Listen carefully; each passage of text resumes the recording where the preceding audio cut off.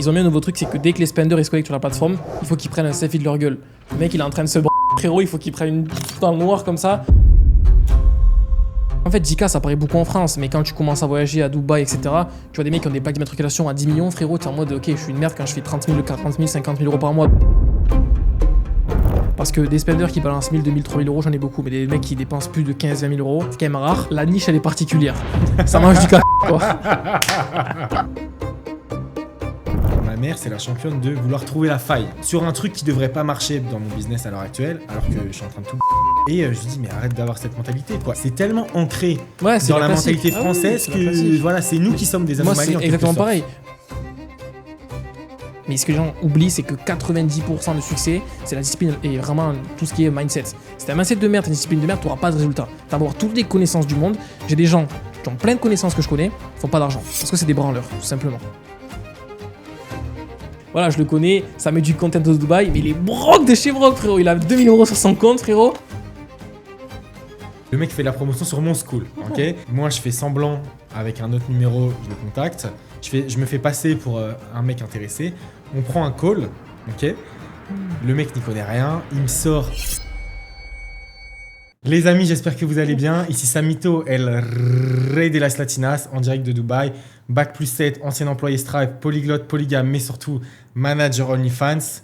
Aujourd'hui, premier épisode d'un nouveau podcast. Je suis pas tout seul sur ce podcast, je suis avec le frérot. MX Pluguito, Maxence maintenant, Maxence OFMIA. Et on va échanger pendant une petite heure de l'actualité de l'OFM, de l'OFMIA. Et je pense qu'on a beaucoup de choses à se dire par rapport au marché, parce qu'on s'est rendu compte avec Sam qu'il y avait beaucoup de choses sur le marché OFM et que personne n'en parlait. Il y a beaucoup de tutos sur YouTube, mais on veut voir un petit peu du sang. Et dans ce podcast-là, on va parler de tout ça. Et du coup, c'est un grand plaisir de créer cette chaîne-là. Donc la chaîne, je sais même pas comment on va l'appeler, on verra. Ouais, on trouvera un nom a posteriori. Si vous avez remarqué, j'ai pas dit le nom du podcast. Bienvenue dans ce podcast. On verra quoi. On avait des idées, mais on va pas les mettre en place parce qu'on va finir en prison, frérot. Donc non, mais c'est sympa, c'est sympa. Moi, du coup, Sam, ancien employé Stripe, moi, ancien STMG il y a un an. 10 ans d'écart. Hein. 10 ans d'écart. Ouais, mais ça fait rien l'âge. Je pense que ça fait plaisir aussi de voir. On a deux personnalités qui sont différentes. Ouais. On est chacun dans une branche de l'OFM. Bien sûr, pas le même âge, pas la même génération, pas les mêmes méthodes de communication, même sur les réseaux. Toi, tu es spécialisé sur l'OFMIA. Ouais, c'est ça. Et toi, sur l'OFM, du coup. Exactement. On va direct commencer. Je pense que la plupart des podcasts, on va les faire avec une petite structure. Bon, on va voir, on va faire ça en freestyle. Hein. Ouais. Mais le but, c'était de parler de l'actualité, faire un thème pour ou contre, anecdote de chatting. Dans la mesure du raisonnable, hein. Le but c'est pas de se faire striker dès le premier épisode. Enfin, on verra. Et à la fin, on va partager du coup ce qu'on est en train de mettre en place avec des modèles avec Sam. Vous allez voir, ça mélange l'IA et l'OFM classique. Et c'est vraiment le meilleur businessman de 2025. On combine l'IA pour marketer et on combine l'OFM, les modèles pour prendre un maximum de plata, quoi. On peut dire le terme. C'est-à-dire, ouais. OFM hybride. OFM hybride, personne n'en parle. Tout le monde est là. En fait, le problème, c'est que les gens ils sont beaucoup en mode ouais, l'OFMIA, l'OFM, c'est deux choses complètement différentes, alors que c'est ultra complémentaire. Tu peux marketer comme un psychopathe avec l'IA, avoir des 300, 400 comptes qui tournent et reprendre du contenu qui ont fait des millions de vues déjà. Puis après, le problème de l'OFMIA, c'est que tu rediriges vers un compte, un cove ou fin de vue qui convertit très peu. Et donc, du coup, qu'est-ce qui se passe ? Forcément, tu fais moins de conversions et donc tu fais beaucoup de vues, pas beaucoup de ventes. Par contre, si tu combines les vues de l'OFMIA et l'acquisition, la conversion de l'OFM, bah là, l'argent, il tombe du ciel, littéralement, parce qu'il y a des mecs en OFMIA qui font des milliers de clics par jour, font pas beaucoup d'argent, tu vois, alors qu'il y a des mecs en OFM qui font pas beaucoup de clics, qui font un petit peu d'argent, tu vois, donc quand tu combines les deux, c'est game changer, frérot. Let's go, yalla, on en parlera un peu plus tard. Bien sûr, on va en parler, ouais. On va commencer tout de suite. Premier sujet, l'actualité, la mise à jour OnlyFans, c'est le thème que j'ai choisi d'aborder. J'ai failli faire une vidéo YouTube dessus, mais je pense qu'elle sortira dans quelques semaines et ça sera un truc vraiment technique. Là, le but, c'était peut-être d'en parler un peu plus sur toi, les plateformes liées à l'IA, les plateformes qui ne sont pas forcément OnlyFans, le contenu adulte, etc. Bien sûr. Donc, pour ceux qui ne savent pas, la mise à jour OnlyFans, en fait, c'est pas vraiment une mise à jour OnlyFans, c'est qu'il y a une loi. C'est la France, les gars. Exactement. Allons enfants c'est la France. de la patrie. Ah, gros. Je te laisse expliquer. Vas-y. Hein. En gros, OnlyFans, uniquement en France, et si je ne me trompe pas. Exactement. Forcément, à chaque fois qu'il y a un truc qui est en France, ils ont mis un nouveau truc, c'est que dès que les spenders ils se connectent sur la plateforme, il faut qu'ils prennent un selfie de leur gueule. Le mec, il est en train de se frérot, il faut qu'ils prennent une photo dans le noir comme ça. Et donc, du coup, ça a retiré beaucoup de gens sur OnlyFans en France, ce qui fait que le marché français convertit moins. Mais en tout cas, ça arrive en Europe, je pense. Pas qu'en France. On va voir. C'est sûrement totalement le cas. Hein. Là, il l'a fait en mode un peu émotionnel, mais pour vous dire, il y a eu un projet de loi qui est passé du coup une vraie loi maintenant, qui a pour but de vérifier, de faire une double vérification, je me souviens plus c'est quoi exactement les termes, sur tous les sites de contenu adulte. Il y avait déjà depuis quelques temps des projets, notamment de mettre le numéro de carte bleue sur les sites de contenu adulte pour justement que les mineurs n'y aillent pas. Parce que bon, je pense que c'est un peu un secret de polichinelle. Quand vous avez moins de 18 ans, vous allez sur les sites porno. Le bouton, est-ce que vous voulez cliquer, est-ce que vous voulez rentrer, est-ce que vous voulez partir du site? Je pense que c'est pas la meilleure barrière. Mais bon, si on regarde tous du contenu adulte, hein, à l'heure actuelle, en 2025, je pense que c'est 95% des hommes, si ce n'est même plus. Et une part de mineurs. Je pense que dans les mineurs, chez les mecs, il doit au moins y avoir minimum 75%. Bon, là, je vous fais des statistiques à la louche. Hein, on double-checkera dans les prochains épisodes. Mais la France a décidé d'imposer un système qui vous prend en photo. Okay, qui vous prend en photo pour vérifier votre âge. Je pense qu'il y a aussi des plans B en mode, tu peux avoir une application spéciale où tu as ta carte d'identité qui upload et du coup, c'est une clé qui te permet de te connecter à plein d'autres sites.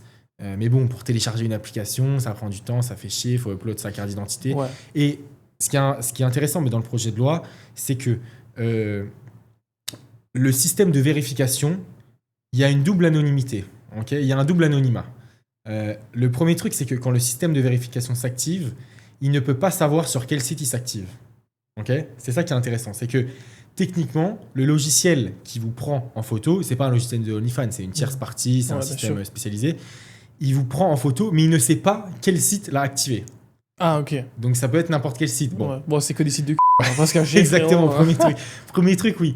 Deuxième truc, ils sont obligés de supprimer la photo. C'est genre obligatoire. Ouais, mais le problème, c'est que les spenders, ils le savent pas. Après, ça va se démocratiser. Bien sûr. Mais du coup, pour remettre les trucs à plat, le contexte, OnlyFans, depuis quelques temps, demande à toutes les personnes en France, et plusieurs fois par jour, de mettre une image de leur tête pour vérifier si ces personnes sont majeures ou pas, et comme je vous l'ai dit, même s'il y a plusieurs connexions, plusieurs logs dans la journée. Et une photo de leur tête pendant qu'ils se c'est ça le problème. C'est pas comme tu vas sur YouTube, tu es là dans ta voiture, etc. C'est les mecs qui sont dans leur lit, ils sont dans le noir, on dit picture, ils sont en mode allez, c'est bon, je pars sur. En fait, tant qu'ils mettront pas ça sur tout, les gens, ils vont toujours, ceux qui veulent vraiment rester anonymes, partir sur d'autres sites gratuits. Parce que, en fait, imagine, t'es un mec important, t'es un médecin, un mec important, vraiment haut placé. Tu te dis, on sait jamais, même si c'est anonyme, les gens ne le savent pas. Là, c'est que sur le marché francophone, donc il y a des gens qui sont en train de faire des pivots. Le truc, c'est que quand tu as une communauté qui est française, tu vas pas toujours amener du contenu anglais, tu vois, tu vas niquer ta niche, etc. Tu vas faire beaucoup moins de reach. Donc, c'est vrai que c'est discutable. Pour toutes les personnes qui pensent que pour Mime, Uncov, FanVue, toutes ces plateformes-là, ça va pas arriver, tu peux raconter l'anecdote avec Reveal, je sais pas si tu peux le dire. C'est une loi, si, bien sûr. J'ai échangé avec le fondateur de Reveal sur Instagram, hein, j'ai pas fait un call ou quoi, Manoa, et lui-même m'a dit que ça allait être implémenté sur sa plateforme, que potentiellement il était en discussion avec les instances françaises, l'administration française qui est en charge de ce dossier-là, afin que ça se passe qu'une seule fois.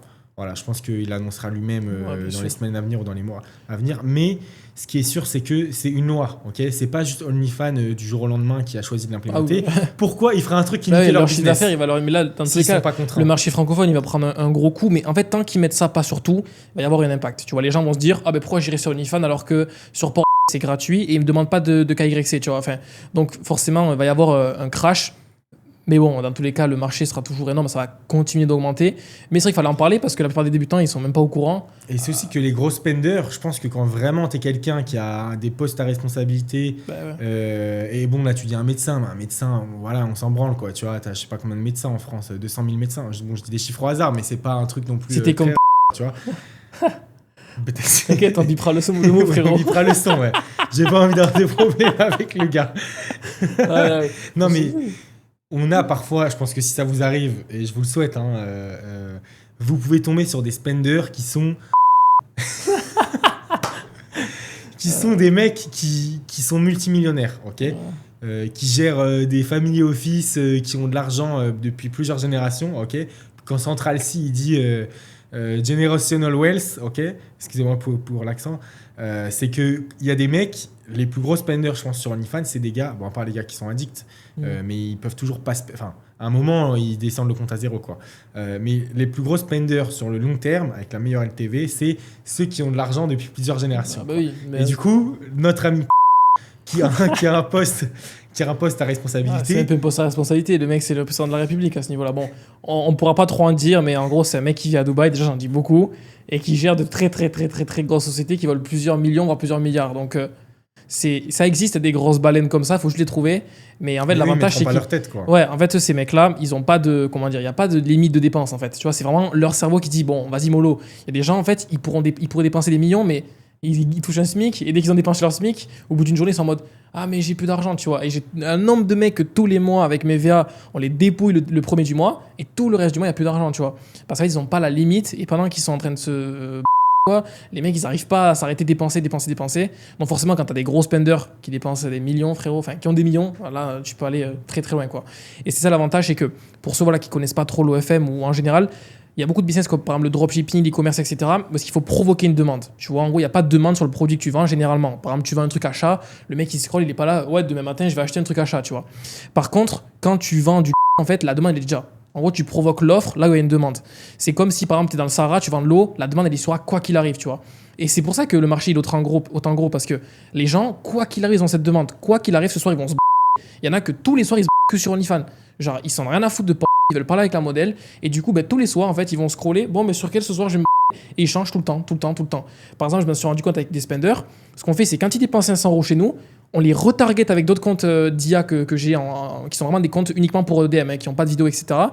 Et par exemple, le mec, je sais pas, il a envoyé 500 € le mardi, tu prends son Instagram, le mercredi, tu envoies un message avec ton compte d'avant, il répond pas, tu crées un nouveau compte, il va répondre, oh salut, etc. et tout. Et le soir, il redépense 500 €, tu vois. Et vraiment, les gens, ils vont dépenser partout. Et donc, pensez vraiment à la LTV, la lifetime value, pour augmenter en fait à chaque fois le panier moyen d'un client, quoi. C'est super important et c'est souvent oublié dans le business, quoi. Oui, il faut savoir qu'il y a beaucoup de gens qui sont sur OnlyFans. Comme nous, on est sur Instagram, en fait. Ah, mais clairement, mais c'est ça. Hein. C'est un réseau. Les gens, ils sont toute la journée sur OnlyFans. Il y en a, et tu les vois, ils sont en ligne tout le temps. J'en connais. Le petit passif verte, là, sur Uncov ou FanVue, je la vois tout le temps allumée. Et ils te répondent pas parce qu'ils parlent à 50 meufs. Et aussi, on va parler d'un truc, on va parler un petit peu de tout durant ce podcast. Par exemple, les modèles market fit. Il y a beaucoup de mecs, ils créent des modèles qui sont ultra classiques. Sauf que. Là, tu parles de trucs d'IA, là. Non, même en classique. Tu vois, imaginons, tu gères une brune normale, c'est bien, tu vois. Mais il faut réussir à la nicher. Soit BDSM, soit avec des cornes, soit gamers, etc. Parce que si ta modèle est trop classique, tu auras beaucoup plus de mecs qui vont la trouver jolie, mais beaucoup moins de mecs qui vont la trouver jolie au point d'aller s'abonner et dépenser chez elle.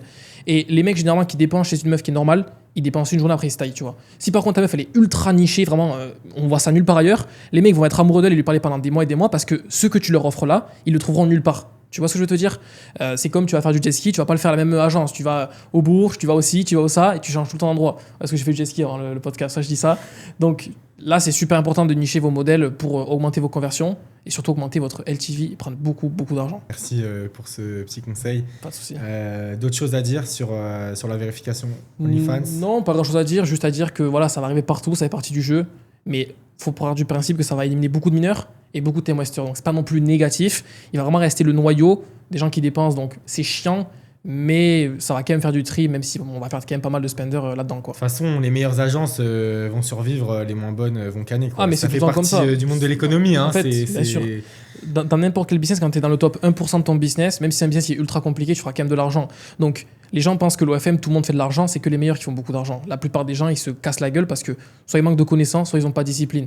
Et ce qu'il faut comprendre, c'est ces deux pivots. La discipline, c'est comme ça, la connaissance, c'est comme ça. Si tu as la discipline mais que tu n'as pas la connaissance, tes heures de travail ne servent à rien. Si tu as la connaissance mais que tu n'as pas la discipline, tu ne travailles pas, donc tu ne fais pas de résultats. C'est vraiment deux pivots super importants et que malheureusement, les gens avec qui je parle en OFM, ils y connaissent rien. Je leur dis des mots, ils ne savent même pas c'est quoi. Et ils font moins de 10 000 € par mois. Et je dis, les gars, c'est normal. Commencez par vous former, avoir toutes les connaissances possibles. Et après, vous pourrez justement essayer d'avoir des résultats, quoi. Exactement. Bon, on va passer sur un deuxième sujet. Je pense que ça va être la partie un petit peu voyage, expatriation. Il y a beaucoup de gens qui nous regardent, qui vont nous regarder plutôt depuis la France sur ce podcast. Tu penses quoi de l'état de la France à l'heure actuelle et on va vite fait parler de Dubaï. Je pense qu'on va en parler beaucoup plus dans les prochains épisodes. Bien sûr. Mais que tu nous fasses, toi, ton petit retour. C'est la première fois que tu venais à Dubaï.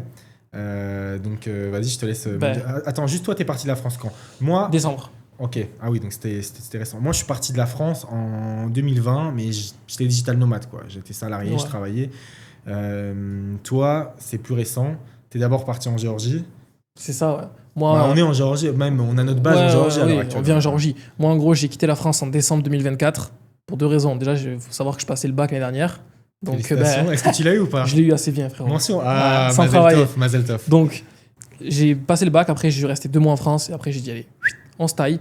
Et si vous regardez ce podcast-là, que vous avez de l'argent, les gars, partez à l'étranger, barrez-vous de la France, vous allez faire beaucoup de networking, beaucoup de rencontres, et vous allez beaucoup évoluer, parce que vous allez vous rendre compte que, moi, dans ma ville, là où je vivais, donc, je vivais à Toulouse, là-bas, tu gagnes 10K par mois, t'es le roi du monde. Tu vois, en boîte de nuit, frérot, tu peux dépenser. Mais quand on dit en plus gagner 10K par mois. Ça paraît beaucoup alors que c'est de la merde. Enfin, c'est de la merde. Bah, si c'est 10K après tous les impôts, c'est que t'encaisses quand même beaucoup. Ouais, c'est pas mal. Mais ce que je veux dire, c'est qu'en fait, 10K, ça paraît beaucoup en France. Mais quand tu commences à voyager à Dubaï, etc., tu vois des mecs qui ont des plaques d'immatriculation à 10 millions, frérot, tu es en mode, ok, je suis une merde quand je fais 30 000, 40 000, 50 000 euros par mois. Donc, moi, je suis parti en décembre 2024, du coup, je suis parti en Géorgie, parce que c'est un paradis fiscal, 1% d'impôt jusqu'à 200K, je crois, un truc comme ça. Après, c'est que 2, enfin bref, c'est pas beaucoup. Et donc là, on est parti à Dubaï pour les vacances, etc. Et, voilà, kiffer un petit peu. Honnêtement, ce qui est dommage, c'est que c'est très mal vu par rapport aux gens sur les réseaux. Et putain, qu'est-ce que c'est bien Dubaï, les gars. Qu'est-ce que c'est bien. Honnêtement, il y a tout ce que vous voulez dans une ville. Il y a les contacts, il y a les activités, il y a tout. Par exemple, je te reçois la dernière fois, j'ai plus de batterie. Et ouais, vous avez un chargeur. Tu vois, en France, c'est la serveuse qui te prend son chargeur. Oui, c'est pas un USB-C, c'est un ancien. Là. USB Samsung à 1999. Là, ils ont des bornes, mecs, avec des putains de batteries externes que tu peux payer pour la récupérer. Tu charges ton téléphone, tu la remets dedans. Et en fait, l'avantage de Dubaï, c'est que pour faire du business, dans ton business, c'est soutenu. C'est-à-dire que les gens font pas de la merde, tu vois. Tu loues un truc, tu prêtes un truc, ils vont le rendre. En France, tu crées un business, il y a des mecs qui cassent tout, tu vois. Ils cassent tout, les gens. Et c'est ça qui fait que malheureusement, on peut rien faire en France. Également, il y a beaucoup de jalousie, c'est très mal vu quand tu fais de l'argent. Par exemple, tu fais de l'OFM. Imagine, tu fais de l'OFM, de l'OFM hybride, peu importe. Pour commencer, oui, mais ça marchera pas, c'est un mec sur 100. Ensuite, c'est oui, mais ça va pas durer. Une fois que ça dure, oui, mais c'est pas éthique. Tout le temps, le oui, mais. Mais le oui, mais en fait, c'est une façon de rationaliser le fait qu'il n'y a pas d'argent. C'est-à-dire, ouais, moi, je suis broke, mais toi, mec, c'est pas éthique ce que tu fais, donc ça va, genre d'être broke. Tu vois, c'est vraiment une façon, en gros, de se dire, ouais, non, t'inquiète, c'est pas de ma faute, c'est des arnaqueurs, c'est des mecs qui sont pas éthiques et tout. Et voilà, la mentalité est pas super, et le pays part en ruine, honnêtement. La dette, elle fait qu'augmenter, ça, je laisse parler, frérot. On en parlait en off, mais c'est vrai que on a tendance souvent à penser que, oui, c'est vos potes qui sont jaloux sur vous ou quoi. Moi, je t'en parlais, Maxence, quand j'appelle ma mère au téléphone et que je lui montre les chiffres qui montent, les réussites, etc. J'ai maintenant un petit réflexe, je la taquine un peu, mais ma mère, c'est la championne de vouloir trouver la faille. C'est les Français comme ça. Je lui explique, oui, mais il y a ça dans le business, ça monte, etc. Toujours, elle doit trouver la putain de faille sur un truc qui devrait pas marcher dans mon business à l'heure actuelle, alors que je suis en train de tout. Et je lui dis, mais arrête d'avoir cette mentalité, quoi. Et à chaque fois, elle me le refait. Donc bon, je vais pas m'énerver contre elle. C'est tellement ancré dans la mentalité française que voilà, c'est nous qui sommes des anomalies. Moi, c'est exactement pareil. Moi, quand j'ai voulu arrêter les études pour faire du business, c'était ma mère disait oui, c'est de la chance, oui, c'est un mec sur un million. Les gars, le business, c'est pas de la chance. C'est comme la salle du muscu. Si tu vas à la salle du muscu toujours pendant 3 ans et que tu manges bien, tu seras musclé. Si tu vas une fois par semaine, tu seras pas musclé. Il y a des gens, ils changent de business tous les 2 jours. Ils sont pas disciplinés dans ce qu'ils font. Ils sont en mode ouais, j'ai pas de résultat, ça marche pas. Mec, c'est juste que gros, t'es ultra mal organisé. Là, demain, lance-toi dans un business et pendant 6 mois, tu mets une deadline. Par exemple, je sais pas, tu dis, ok, dans 6 mois exactement, par exemple le 1er décembre, j'arrête le business. Si ça marche pas, j'ai pas de résultat. Mais le truc, c'est que les gens, en fait, ils prennent des décisions au niveau émotionnel. C'est-à-dire que dès que ça leur plaît pas, dès que ça marche pas, bam, j'abandonne comme ça. Non, tu te mets une date de limite et t'abandonnes à cette date de limite-là. Tu peux pas choisir ta décision sur ton cerveau parce que il y a des gens, en fait, leur seul moteur, leur seule essence de leur moteur, quoi, c'est l'argent. C'est-à-dire que s'ils n'ont pas de résultat, ils n'ont pas d'argent, ils abandonnent. Au début, les gars partent du principe que le plus important, c'est pas de faire de l'argent, c'est de construire les murs porteurs pour après faire de l'argent, tu vois. Le nombre de fois que j'ai fait plein de travail sans faire d'argent, et dès que je mets en place, oh bizarre, ça a directement fonctionné, tu vois. Donc, la mentalité française est mauvaise. C'est pour ça que les gens qui nous regardent ici sont entrepreneurs, ou alors ils veulent entreprendre. Moi, si je peux leur donner un conseil, c'est pas anti-France, etc. C'est juste... Ouais, il faut partez aller... un an, tu vois. Ouais, pars un an, on va voir le monde et tu vas aller dans des pays où tu vas voir des mecs à ton sauna qui pèsent 10 millions et tu vas te rendre compte que dans ton putain de ville où est-ce que t'es né, il y a que des brocs et malheureusement, en fait, tu normalises le fait d'être broc. Alors que quand tu es dans des pays où il y a que des mecs blindés, t'es en mode mec, je suis une merde, tu vois. Il y a des gens riches en France. Il y en a, pas, c'est un pays riche. Tu vas aux Philippines, quand les gens, moi, ils me disent oui, la France, c'est la guerre civile, etc. Bien sûr que c'est pas ouf ce qui se passe en ce moment. Mais tu vas aux Philippines, tu vas en Inde, tu comprends très bien qu'on est quand même chanceux. Ouais. On a un passeport qui est très puissant. Oui, bien sûr. On a une monnaie qui est puissante, on paye pas les soins. Non, mais c'est un très bon pays. En fait, quand t'es entrepreneur, c'est pas un bon pays. Quand t'es entrepreneur, c'est un bon pays. Surtout, entrepreneur dans le business en ligne. C'est ça le truc. Ouais. C'est que je pense que tu as quand même des bons trucs pour l'entrepreneuriat en France, dans l'artisanat, Mais les holdings dans et la tout, tu parles des cuisine, bons trucs, quoi. dans la cosmétique, peut-être dans certains trucs d'ingénierie, même dans certains trucs de recherche, on est vraiment avancé. Mais quand on est sur le business en ligne, et c'est faire de l'argent rapidement en quelque sorte, c'est jamais rapide de faire de l'argent, mais en tout cas, dans nos business, ça va plus vite que si on construisait une usine de recherche de cellules, de je sais pas quoi. C'est vrai que la France, c'est pas le bon mindset, quoi. Ah non, c'est pas le bon mindset du tout. Mais il y a des qualités et des défauts, tu vois, mais voilà, la France, c'est un pays, frérot, si tu veux, si t'es un branleur, moi, je connais un pote à moi, il prend 1000 euros par mois, il travaille pas, tu vois, il fait rien de sa vie, le RSA, etc. Donc, c'est un métier qui est valorisé quand t'es employé ou t'es un branleur. Si tu veux être entrepreneur, t'es pas valorisé du tout, tu te fais bouffer par les impôts. Là, ils voulaient augmenter ils voulaient diminuer en fait le plafond des micro-entreprises à 25 000 euros, mec, 25 000 euros de chiffre d'affaires. Et à partir de ce moment-là, tu peux, en gros, pas grand-chose par mois. c'est rien, non, mais c'est Avec 25 les 000 euros, taxes et tu les tout, fais un après, mois, frérot. Non, en gros, dès que tu dépasses 25 000 euros de chiffre d'affaires dans l'année, tu passes en fait à la TVA. Et la TVA, grosse nuance, parce que j'ai appris ça avec un ami à moi dans l'OFM également. Le mec, en gros, il a dépassé 37 500 en 2024. Donc, il a dû prendre 20% de TVA. Et il me dit à un moment donné, ouais, mec, j'ai de la chance, gros, j'ai frôlé les 20%, j'ai frôlé le plafond cette année. Et là, je faisais une déclaration du micro que j'avais en France. Et je me dis, mais comment ça, il a frôlé le plafond alors que le mec, il fait des mois à 30 000 et tout. Je me dis, le plafond, c'est de la merde en France. Et je l'appelle, je dis, ouais, frérot, quand tu mets le plafond, t'as combien? Il a oublié qu'il y a de la TVA à partir de 35 000. Donc, il a dû payer toute la TVA. Donc, il a dû payer 10 000 euros de TVA. Et quand tu payes la TVA en 2024, pendant 2 ans, même si tu fais 0 euros, tu es obligé de la payer avec ta micro-entreprise. Donc, il y a plein de trucs comme ça qui te pénalisent. Bon, après, ça, voilà, les gens le savent maintenant. Mais moi, vraiment, si je devais conseiller les gens, c'est genre, prends une année sabbatique, mais pose ton business si t'es jeune et prends des risques. Arrête de rester dans ton truc, mets trop boulot dodo. Parce que oui, t'as une sécurité, mais ta sécurité, c'est de travailler pour pouvoir survivre, tu vois. Tu travailles pour t'acheter une voiture, ta voiture t'amène au boulot. Tu travailles pour acheter une nouvelle voiture qui t'amène au boulot. C'est un cercle vicieux. Alors que là, tu vois, on vit une vie de rêve à Dubaï. Juste parce qu'on est indépendant et qu'on a dit, OK, bon, on va essayer de faire tout seul. Et quand tu travailles, tu as forcément des résultats. Et on parle de Dubaï, mais il y a des étapes intermédiaires. Moi, j'étais hier en call de coaching avec un élève. Il me disait, oui, je vais partir à Dubaï. Je lui dis, attends, le problème, c'est que si tu veux directement partir à Dubaï depuis la France, à Dubaï, pour louer une maison, on va vous demander minimum 6 mois de loyer cash. Faut de l'oseille, hein, donc, ça fait... On va dire que ton loyer il est à 2000 balles, plus les charges, plus les billets d'avion, plus les trucs. Il faut au moins 15 000 minimum. Donc sans compter la bouffe, sans compter 15 les 000, dépenses. gros, tu restes pendant un mois à Dubaï. C'est les 15 000 à claquer, quoi. Moi, ce que je conseille... Genre, il faut 15 000 net à claquer rien que pour s'installer. Mais c'est pour ça, allez pas à Dubaï, allez en Géorgie, rejoignez-nous. C'est entre Dubaï et l'Europe. Bousquez en Géorgie. La Thaïlande aussi. Ouais, la Thaïlande ou quoi, tu vois. Mexique, mais Thaïlande, il y a trop de bordel, tu vois. Géorgie, il n'y a rien à faire, quoi. Tu travailles, gros, tu scales et tu fais rien d'autre. Les gens me disent des fois, pourquoi t'es en Géorgie, Maxence? Parce que là-bas, je travaille. À Dubaï, je travaille pas. Ça fait 10 jours que je suis là. Jet ski, toute la journée. En Géorgie, l'avantage, c'est que tu scales et les gens, ils parlent pas anglais. Donc, t'es dans un endroit, t'es perdu et tu travailles sur ton business. Et dès que tu as fait de l'argent, tu parles de claquer à Dubaï pendant les vacances, quoi. D'ailleurs, je voulais parler d'un aspect qu'on oublie très souvent. C'est vraiment le mindset et tout ce qu'en fait, c'est discipline, routine, etc. C'est moi l'un des trucs qui m'a le plus bloqué pendant très longtemps parce que je suis un mec ambitieux mais flemmard. C'est pour ça que j'ai réussi quand même dans ma vie, entre guillemets. C'est que j'ai toujours été ambitieux. Si j'avais pas ce côté ambitieux, j'aurais fini, je sais pas quoi, tu vois.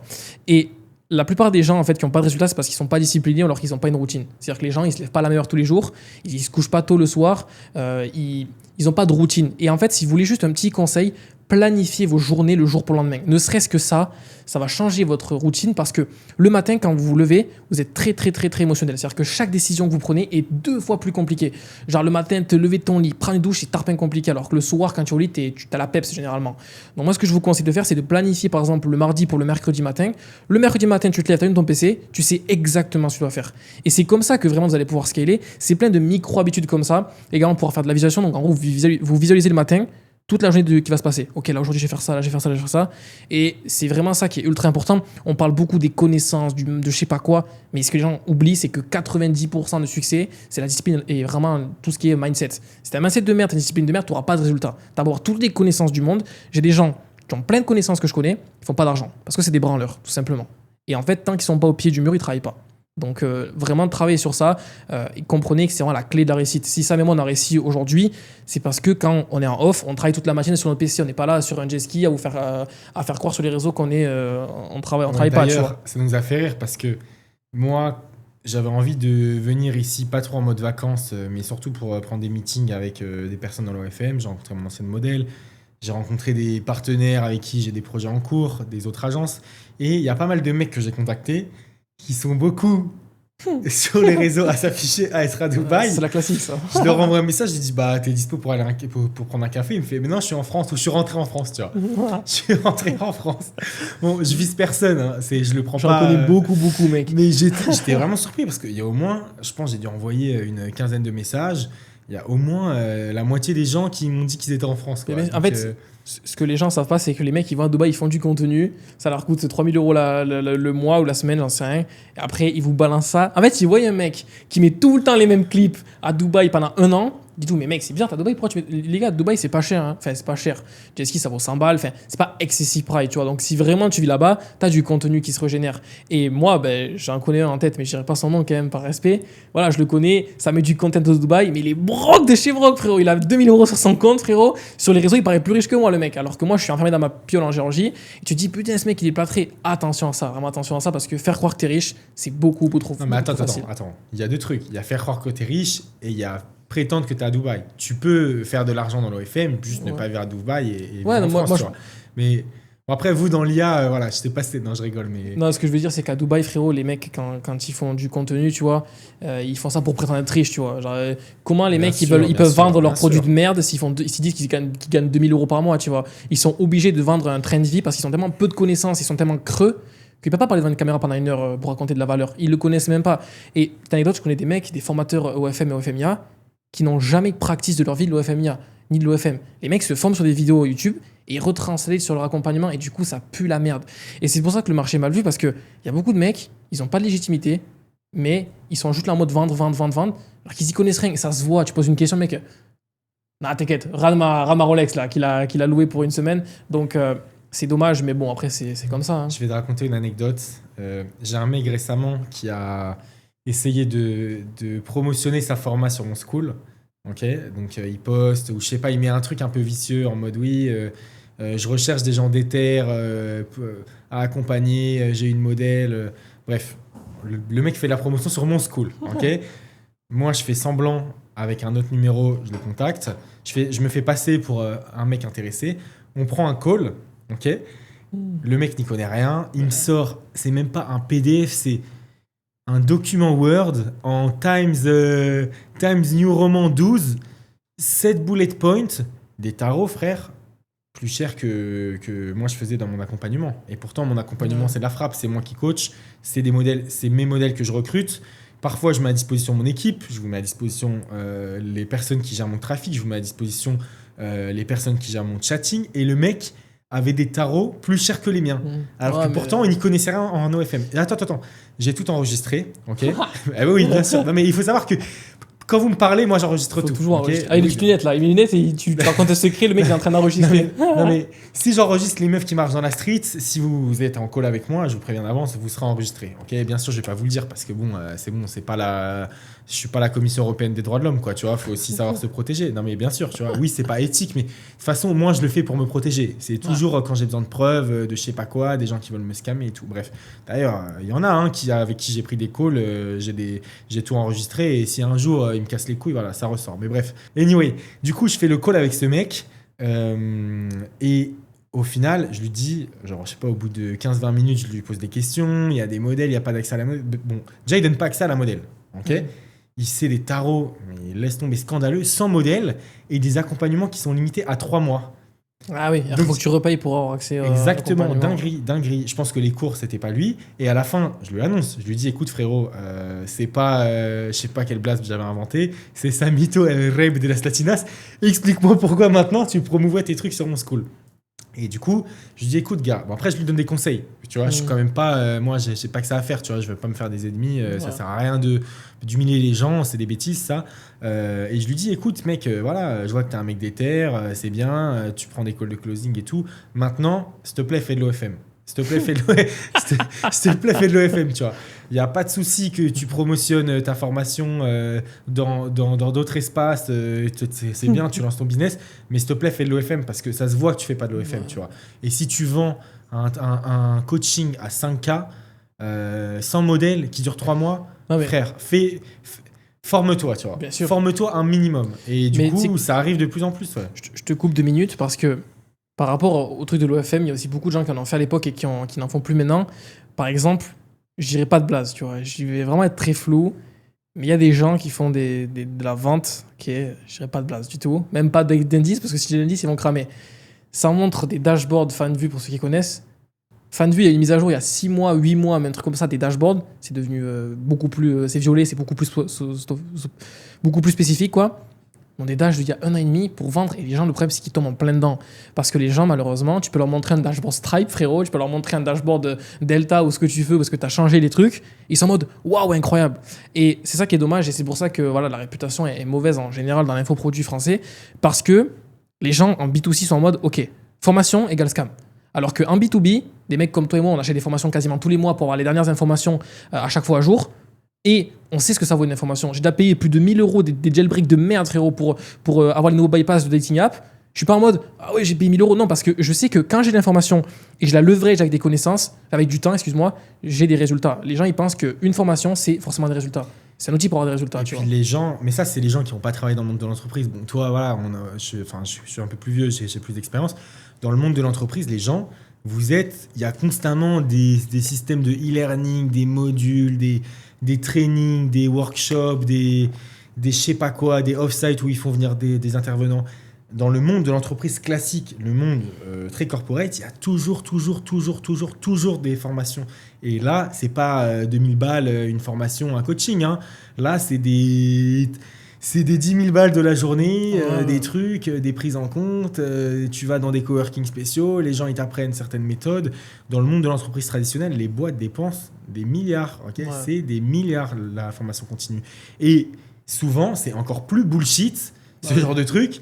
Donc, dans des boîtes traditionnelles, hein, moi, quand je travaillais chez Stripe, plusieurs fois, il y a eu des intervenants spécialisés dans des méthodologies de vente, etc., où les mecs, ils devaient facturer, je sais pas moi, 5 000 euros la journée, tu vois, 5 000 balles une journée de coaching, et parfois, ça s'est allé sur 3 jours, et c'est terminé. Lui, le mec, il s'en fout, il délivre ça, il délivre sa masterclass, après, il se casse, il va pas traquer les trucs, il fait pas de suivi, et les entreprises, elles payent cash sans aucun problème, parce qu'elles savent que la formation...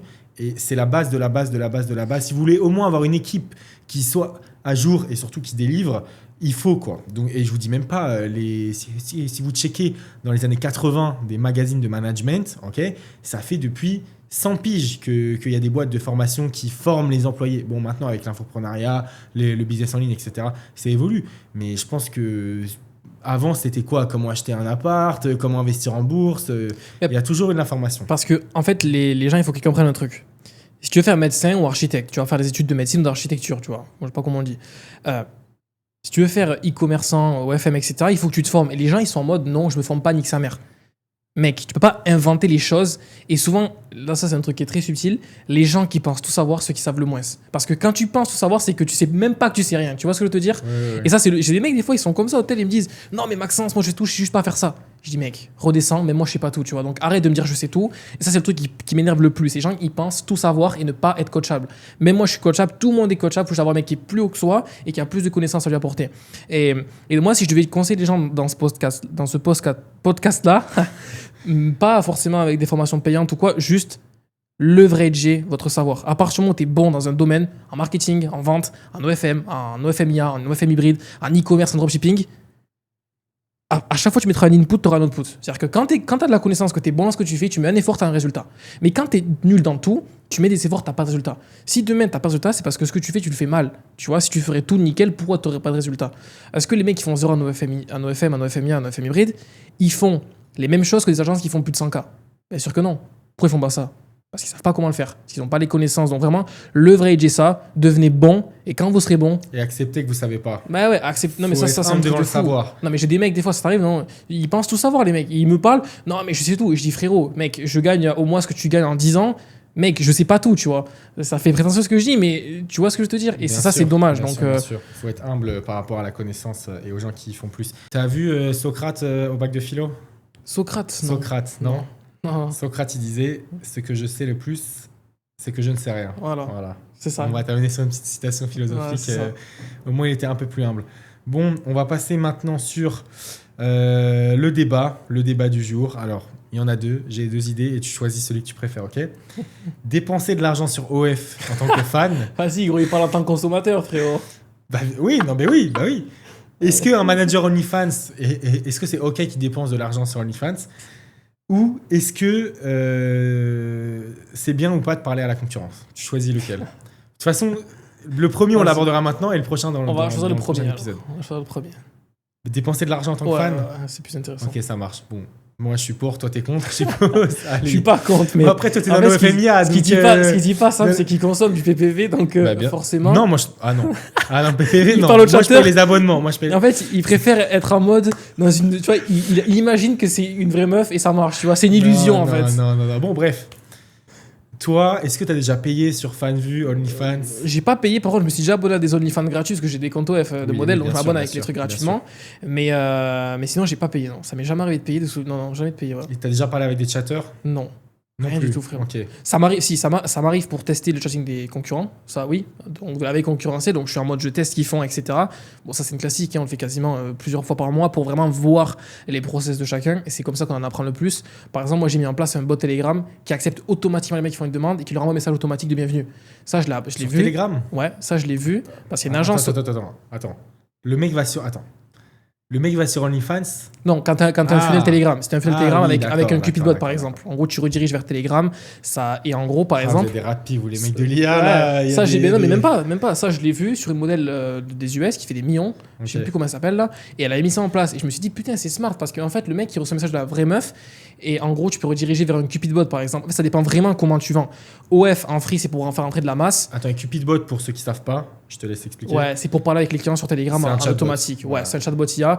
Et ça, littéralement, pour tous ceux qui font de l'IA ou qui sont sur Unco ou FanVu, tu mets ça en place, tu fais x3 sur ton CA. Parce qu'en fait, les gens, ils vont pas de eux-mêmes sur les plateformes comme ça. Il faut vraiment parler avec eux, les mariner.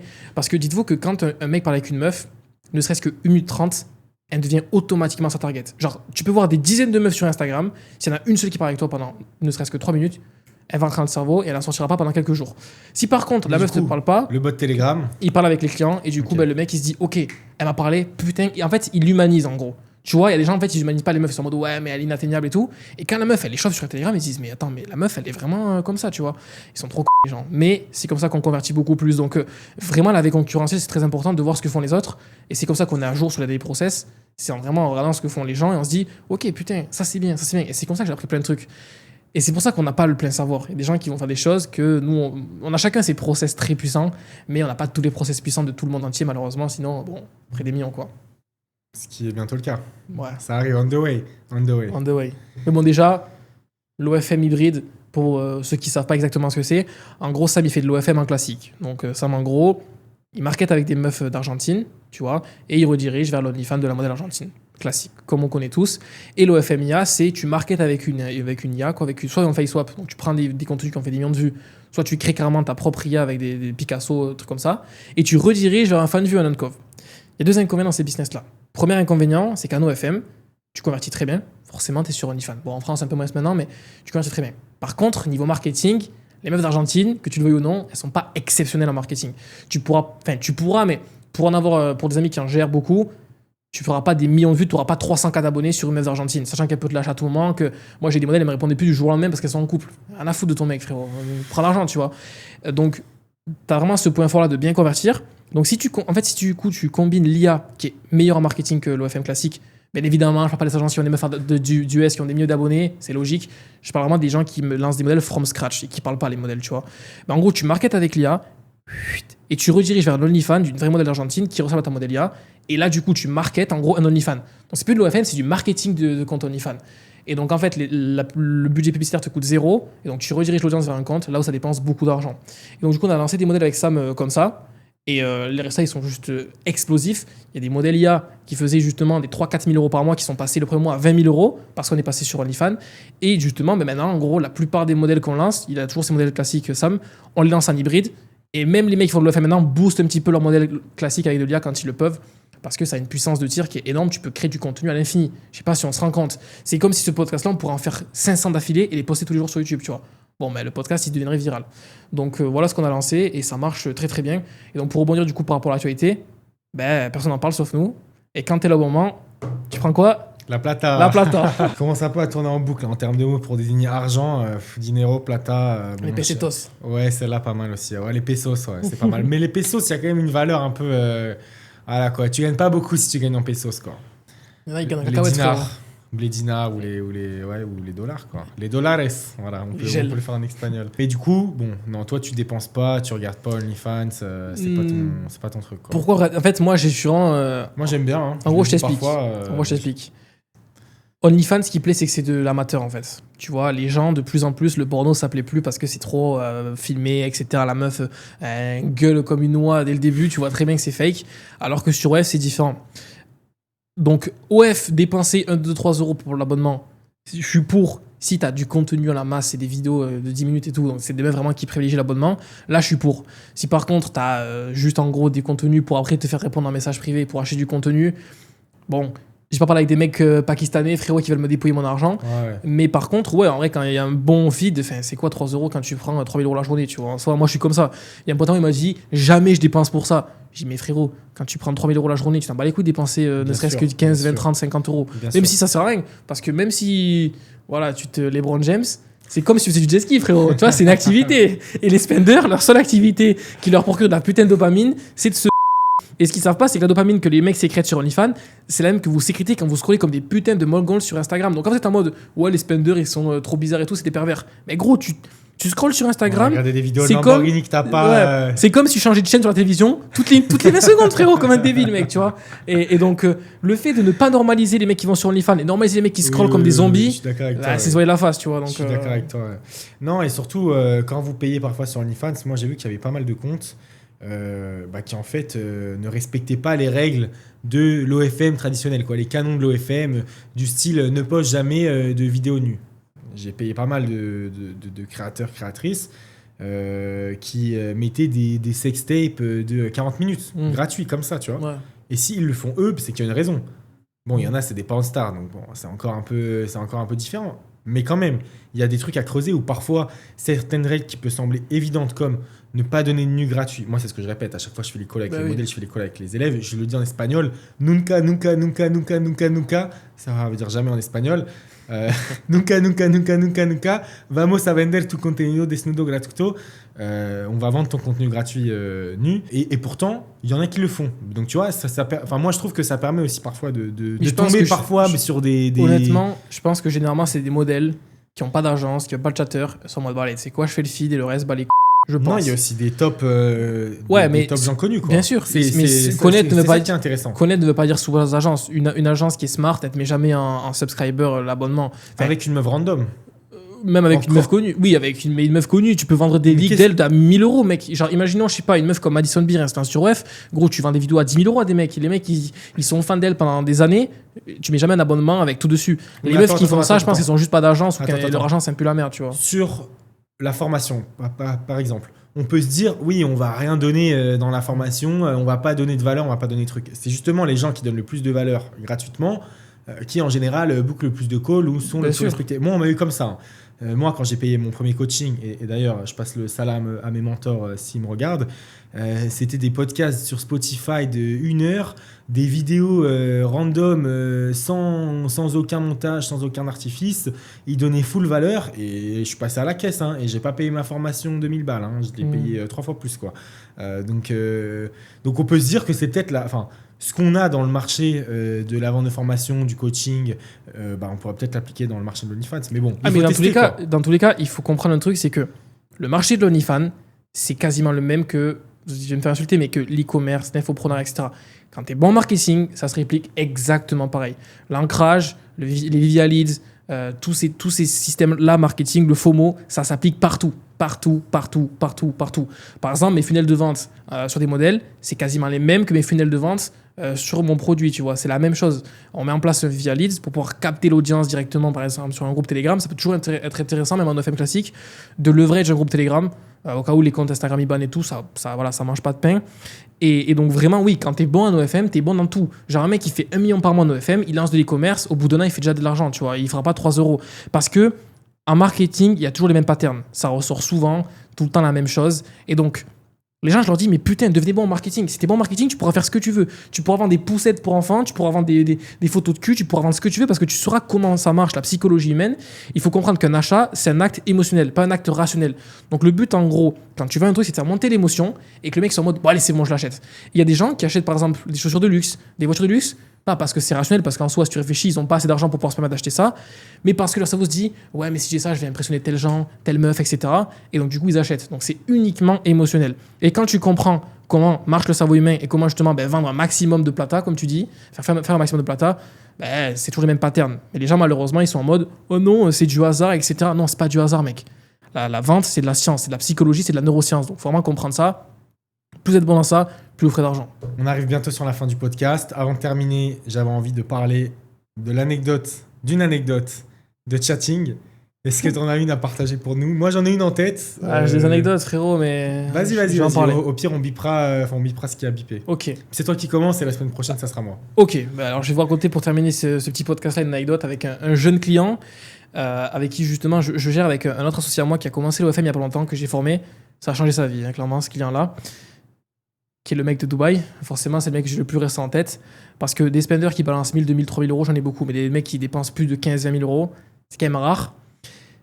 Et, bon, forcément, ça dépense autant, mais la niche, elle est particulière. Ça mange du café, quoi. Comme il ça, dit... tu peux pas sur OnlyFans. Ouais, ça, les gars, c'est pas du OnlyFans. Quand le mec, il est en 20K, c'est du PayPal, frérot. Il n'y a pas d'OnlyFans, gros. On change de PayPal, on les fait tourner parce que ça bloque au bout d'un moment donné. Ah, mec, quand c'est des grosses sommes, ça prend du PayPal. Hein. Le mec, il parle de ton gros boudin, ta glace à l'italienne, tu vas te vider les intestins, je sais pas quoi. Ah, gros, j'ai des expressions de fou. Et ce mec-là, il est multimillionnaire, voire milliardaire. Ok. Son daron, il pèse. Je peux rien dire, les gars, mais il pèse très très lourd. C'est comme si je récréais à l'école, son daron, tu vois, pour donner un petit peu du contexte. J'ai des vidéos de lui que j'ai enregistrées. Je suis pas un mec qui fait des rançons, tu vois, mais du jour au lendemain, si vous me voyez sur un yacht, les gars, vous savez ce qui s'est passé. Mais bon, je vais pas finir entre quatre planches, tu vois. Non, on va pas rançonner, mais tu m'as compris. On reste dans la légalité quand même. Ouais, bien sûr, c'est une blague, bien évidemment. Non, mais évidemment, on respecte les clients. Mais, pourquoi est-ce que je dis ça? Parce qu'il doit 5 000 euros. Sa carte, elle marchait pas un soir, il m'a envoyé un screen, il m'a dit, ouais, t'inquiète, je te paye et tout. Le mec, je lui dis, oui, j'ai peur que tu me payes pas. Il me dit, tu me fais pas confiance, ça sert à rien qu'on parle, etc. Donc, un gros manipulateur. Et après, le mec, il m'a une photo de lui, en grosse tenue costume. Il me dit, le poste qu'il est, quoi. Et du coup, il me dit, fais-moi confiance et tout. Du coup, je dis, vas-y, je vois, je sais pas quoi. Au final, le mec, il a fait le mort, tu vois, donc il dépense plus là. Donc voilà, les 5 000 euros, mon gars, tu vas les rendre la plata, frérot. Sinon. 10 000 contacts LinkedIn, frérot. Ça masse DM, frérot. Terminé, le mec. Voilà, c'est la petite anecdote. Pas mal. J'en trouverai une bien à la hauteur, la semaine prochaine. Bref, on arrive bientôt sur la fin du podcast. Merci en tout cas à tous ceux qui nous ont écoutés. Peut-être avant de terminer, petit appel à l'action. Comme Maxence vous a dit, on vient de sortir une offre groupée. Donc moi, à la base, j'ai mon agence OFM Classique. Je vends des modèles. Je donne des modèles en échange de commissions pour certaines grosses agences. J'ai sorti mon logiciel et j'ai un coaching. Dans mon coaching, je mets à disposition une modèle de qualité, une frappe, parfois Latina, parfois US, parfois France, qui veut bosser, qui sait qu'elle va être vendue à une agence. Je mets à disposition aussi mon équipe pour le trafic et je mets à disposition mes chatteurs pour vous aider à braquer l'industrie. J'étais sur le FM Classique, je le suis encore, mais avec Maxence, on a décidé de se grouper pour faire une offre spéciale hybride, où moi, je vais vous apporter mon expertise dans le FM Classique, donc le chatting, le recrutement, les systèmes de trafic classiques, bien sûr, la modèle, parfois mon équipe selon l'offre que vous allez choisir, et Maxence, du coup, s'est joint à moi pour... Ouais, moi, en gros, pour ceux qui ne comprennent pas comment ça marche l'OFM, 50% qui est la partie, du coup, on appelle ça... Putain, j'ai oublié. Back-end, donc back-end, chatting, recrutement, etc. Et la partie front-end. Si t'es bon back-end, t'es bon front-end, tu feras pas d'argent. Si t'es bon front-end, t'es bon back-end, tu feras pas d'argent. Et moi, je m'occupe de tout ce qui est justement conversion, trafic organique, acquisition. Parce que les meilleures agences, c'est qu'ils sont bons en acquisition. Quand t'es bon en acquisition, t'as du leads. Leads, ils mangent du cac, tu vois. Donc, plus t'as de leads qui mangent du cac, plus tu fais d'argent, tu vois. Donc, moi, je m'occupe de ça. Pareil, je mets à disposition du coup mes VM, mes chatteurs et toutes mes équipes d'unban, de certification de compte, etc. Ce qui fait qu'on a littéralement créé la meilleure offre possible sur le marché pour pouvoir justement marketer comme des putains de podcasts avec le classique et l'IA, et après convertir justement sur des putains de comptes web qui sont bien scriptés avec des bons scripts là qui vendent bien du c***. Pas sur OnlyFans. Ils vont finir tous ban là. Mais voilà. Et en tout cas, justement, mais si vous voulez faire partie des premiers qu'on va prendre, bon, on n'a pas de nombre exact, mais on ne prendra pas 150 mecs parce que faire l'onboarding de la modèle, mettre tout en place, etc., ça prend du temps. Dans le groupe WhatsApp, je vous dis combien il y a de personnes pour un élève. Il y a moi, il y a Maxence, il y a mon coach spécialisé trafic, le coach il y a son coach, il y a le gars qui s'occupe de gérer ma marketplace, Romain. Donc il y a un mec, il y a 5 personnes, ok. Donc si vous travaillez pas, on vous met des coups de pied au cul. Il y a vraiment toutes les palettes de l'OFM et c'est de l'accompagnement premium quoi. Hier, ok, dites-vous, j'ai fait un call d'introduction avec une modèle. Le mec m'avait booké un call. Le dimanche soir à minuit, ok. Dimanche soir à minuit, je suis à Dubaï. Normalement, 95% des coachs de ce game, il lui aurait dit nique ta mère. Moi, voilà, je me donne pour mes élèves, je délivre la modèle, on fait le taf. Ok, j'étais à moitié sur le canapé et tout, mais la modèle, elle a été ça, en fait, ça s'est bien passé, quoi. Donc, on est là pour vous. Bien sûr, ça c'est intéressant pour augmenter sa LTV. Quand tu as un bon produit, tu vends toujours plus. Si tu rends un élève, entre guillemets, riche, il va redépenser chez toi. Et pour vous montrer un petit peu ce que disait Sam par rapport au groupe d'accompagnement, voilà, je vous montre un petit peu comment c'est build et vous pouvez défiler littéralement à l'infini. Voilà. Donc, et dans le groupe, du coup, il y a. Ça fait même pas je crois que ça fait 2 semaines qu'il est là. Il y a moi, Samito, Théo, Romain, j'ai pas son contact à l'autre, et Idriss, du coup. Donc, il y a vraiment beaucoup de gens à votre disposition. Donc, pour tous ceux qui s'intéressent, n'hésitez pas à booker un call. Ça va pas être un closer ou je sais pas qui là, qui va prendre le call. Ça va être moi. Non, c'est vraiment chill. On sera avec ensemble. Maxence, exactement. Et on pourra parler de vos problématiques, comment vous voulez évoluer. Est-ce que vous venez de l'OFMIA et vous voulez faire de l'hybride avec une vraie modèle pour justement démultiplier vos revenus et surtout switcher sur une plateforme, on va dire, plus institutionnelle, plus clean qui est OnlyFans. Ou alors des mecs qui font de l'OFM, qui ont du mal à faire du trafic. Exactement. Je connais des mecs à Dubaï qui font de l'OFM. Leur plus gros frais, en fait, c'est l'acquisition de trafic. Et les gens ne comprennent pas que, à partir du moment où tu as du trafic, tu vends de la merde. On peut le voir, des meufs comme Maëva Genam, tout ce que tu veux. Elles ont de l'audience, elles vendent à leur audience. Donc, il faut comprendre vraiment que le plus important, c'est de savoir marketer. Et l'avantage, en fait, en combinant les deux, c'est que vraiment, avec l'IA, tu peux marketer comme un enculé. À l'heure où je vous parle, il y a plus de 200 comptes qui tournent en back-end avec mes équipes. Et ça poste. Et des vidéos qui ont déjà fait des millions de vues. Donc, quoi qu'il arrive, on refera des millions de vues. Et donc, vraiment, les deux combinés, on s'est dit avec Sam, attends, mais mec, il y a un truc à faire. Et vu qu'il est en Géorgie, on a lancé des modèles comme ça. On a vu que ça a explosé ultra rapidement. Et du coup, on s'est dit, ouais, on va vous en parler quand même. Yallah. N'hésitez pas d'ailleurs à nous poser vos questions en DM sur Instagram, en commentaire sur YouTube. On mettra une rubrique, la question des auditeurs, on pourra y répondre et y débattre. En tout cas, merci Maxence pour ce premier épisode, ça fait avec plaisir. Bon, il n'y a plus qu'à trouver un nom, hein. Mais bon, mieux vaut poster avant que le nom j'ai un nom en tête, mais il a dit quand on est en train de marcher à la palme, là, je le dirai pas. Sans en plus avec c'est bon là, je veux pas être cité par un youtubeur de gauche là. Non, c'est bon, on va éviter. Oui. Écoutez, en tout cas, abonnez-vous du coup à cette chaîne parce que du coup c'est une toute nouvelle chaîne qu'on a créée pour ça. Et suivez les prochains épisodes. Ici on va parler vraiment de l'OFM, de l'OFMIA, de l'OFM hybride en général sans tabou et parler surtout de l'actualité de l'OFM parce que personne n'en parle. Et dans l'OFM, il n'y a pas que l'OFM, il y a l'OFMIA, l'OFM hybride, il y a plein de sections à explorer. Le marché du comment vous partagez, il y a les cams, il y a plein de trucs et on va tout vous partager du coup durant cette chaîne de podcast. Allez, merci pour votre écoute. C'était Samito, el rey de las latinas, Bac plus 7, ancien employé Stripe, polyglotte, polygame, mais surtout manager OnlyFans. Je vous dis à la prochaine. Besitos. Ciao, ciao. Des besitos les gars. Ciao, ciao.